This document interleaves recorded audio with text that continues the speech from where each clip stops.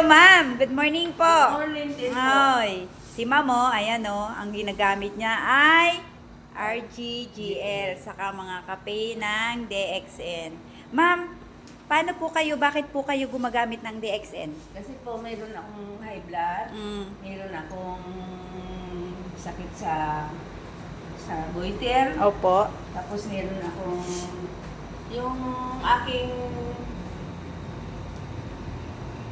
goiter, pag piniga yung aking leeg, Opo. parang hinihikitan, dumudura ako ng dugo. Opo. Ngayon, ito ang tinuloy-tuloy ko, papel, Mm. saka yung espirulina na dati, DGL, yun na tumigil yung pag-ano ko ng Wow. pagpiga ng dugo. Power talaga ang leeg ko. DXN. Kasi pag piniga yan, high blood ako, Mhm. dumudura ako ng Opo. ng dugo.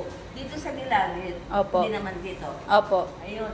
Kaya hanggang ngayon, mula nung gumamit ako nito, hindi na ako pinipiga yung aking leeg. Saka Mhm. yung, hindi na ako nagdudura ng dugo galing dito sa may ano. Kasi pag high blood ako, ginaganan yung parang nipisil ba ito, yan nagaan ako ng dugo. Mabuti nga kamo, dinudura ko, ay kung hindi, ay kung maputulan ako ng ugat. Oh. Di ba masama yun? Opo. O, magtigop ako. Ay, ngayon po, ma'am, anong ano nyo, ang, ano nyo na?